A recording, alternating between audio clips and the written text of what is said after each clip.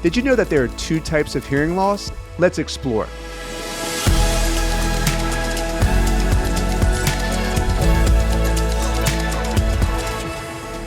The first type of hearing loss is called conductive, and that means anything that gets in the way from sound traveling through the ear, through the eardrum, and through these ear bones. What's included in that? Cerumen or wax filling the ear canal, a foreign body filling the ear canal, heaven forbid, an insect.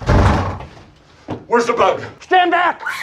How about a hole in the eardrum? Yes, the eardrum's not going to vibrate as well, so it's not going to transmit sound as well. What if you have erosion of the bones or fixated bones, such as something called otosclerosis? That's going to keep the bones from moving and affect the transmission of sound. Or what if you're a child that gets ear infections or an adult that gets ear infections and you have a middle ear right here full of pus or fluid?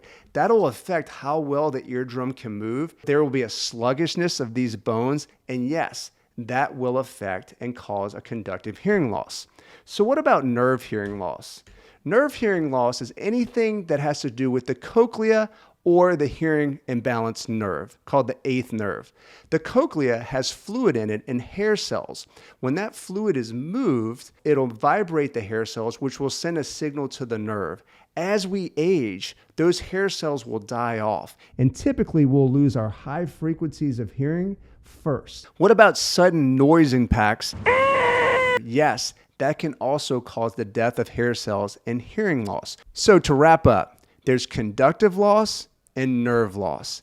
If you feel like you're suffering with hearing loss, go ahead and see an audiologist or ENT provider to get your hearing checked, and they can ascertain whether it's nerve or conductive. For more content like this, please like or subscribe to our YouTube channel. Thank you.